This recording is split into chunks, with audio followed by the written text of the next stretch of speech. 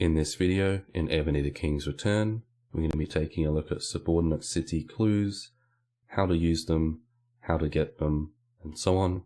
Firstly, I did want to mention a lot of people that watch my videos are not subscribed, so do remember to go below the video, click subscribe, and click the notification bell icon next to that to make sure you're notified every time a new guide goes online, which will help you out, obviously, as well as if you did not know or have not subscribed already, I have over 20 guides available other than this one currently, with more to come, so it's going to be very worthwhile to subscribe to make sure you can get back to my channel and take a look at those. If you have any questions about this or anything related to Ebony, leave it in the comments down below. And another video that's going to be good to watch after this, or perhaps even before this, is my subordinate city video, which will help you out to know the cultures, rarities, and so on of subordinate cities. That's going to help you out understand this video if you're not sure. So firstly, we're going to go to the event center, and then we're going to scroll down to the historic city searching tab. If this event is not on, you're going to have to wait for it to come around again, so do bear that in mind before you start following these steps. Make sure it's actually on at the time you're watching the video by going to the event center and checking if the icon I just clicked on is there or not. But actually, in terms of getting the clues here, the first page you come on is going to tell you. So resource gathering, killing monsters, and purchasing packages with real money. When you gather resources on the world map by sending your marchers out to those resource spots, you'll have a chance at getting subordinate city clues as a bonus item. Hitting regular monsters, that's going to be the easiest way to do it, especially as a non-spender. Teleport away from your alliance to an area with monsters that you're able to kill. If you're not sure about that, I also have a video that I'll link down below about monsters.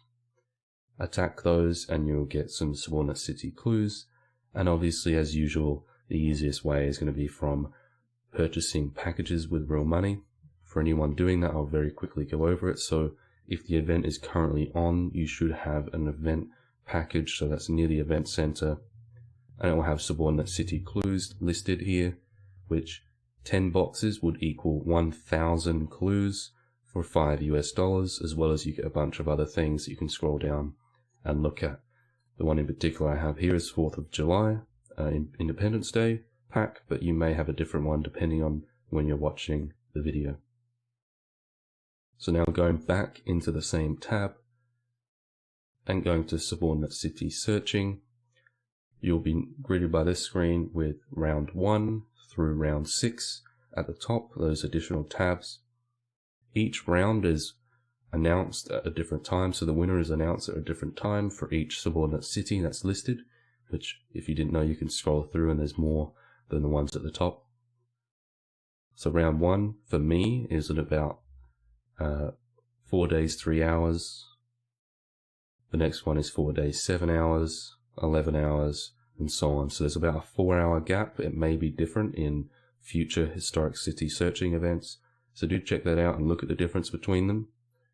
You can, up until the last minute, bet your clues against any subordinate city you would like, so bear that in mind. It may be a good strategy to purposely wait to see what everyone else bets their clues on in your server, which is what the total clue amount is, everyone in your server that's betting, and then bet for the ones that have a lower amount that you would like, so you have a higher chance of getting that win rate up that you see. The single time clue amount icon means that's the minimum amount that you must bet every single time. So for epic ones, as you see here, it's an epic.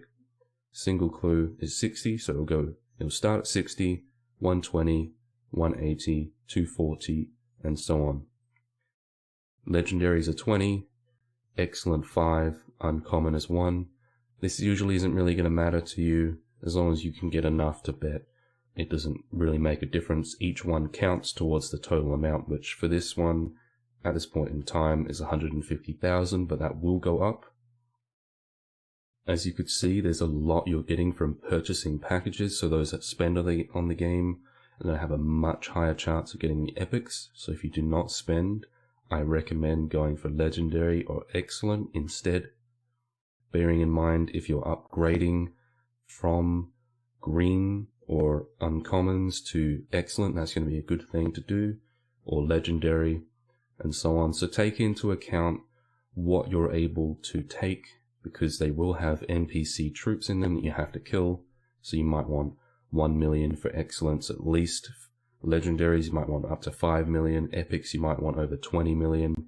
And you might want more or less depending on your generals and so on. To be able to take those, you might even want some help from your alliance members. Why you would want help from your alliance members is when you attack these particular subordinate cities, you cannot use a truce agreement for 10 minutes. This means you can be attacked, killed, have the sub taken from you from another player very easily. So it's very key to get your alliance to help you out with this, especially with legendary and epic subordinate cities. And always make sure that you teleport next to them to take them, and then get the help from your alliance members, and be careful because you won't be able to. The truce agreement, don't try to attack them from really far away. Now, you'll know when someone else has won. If you go to World Chat, when the winner is announced, it'll be announced in World Chat. When that timer goes to 0, you'll be able to see all winners of all subordinate cities in this row, in this round, and you'll also be able to come back into this tab after the winner is announced, and it'll show you the username of the winner also for each given one. And if you wanted to steal it from them, you could use an arrest warrant item on them when they open the key and attempt to kill them and take it if you really wanted to. Now, how you would know if you've won one, it will come up in World Chat obviously, and you'll get an in-game mail that you've got a historic key. You go into inventory, you'll use the key. When you use the key, or another player uses a key, which will spawn the subordinate city that they won on the map, and only when they use the key, it will be in World Chat also. So it's a key thing to remember, no pun intended. If you use that key, everyone will know that you've used it. And if you use it and then instantly teleport to that subordinate city or try to attack it, they're very likely to see you doing that, and they will definitely consider killing you and stealing it from you. So it's very important to be careful with that, with the whole thing where you cannot bubble. So again, keep in mind what you're able to take, and only bet on ones that you're able to get. Depending on how many you have, you want to take into account the total clue amount, the win rate, which is going to be pretty low instead, unless you start adding in like 600 there, puts my percentage up to a little bit. And make sure you use the keys before they expire. They won't technically expire, they will just be automatically used, which means it's less likely you're going to get the subordinate city. So make sure you use it. You can't hold on to it forever.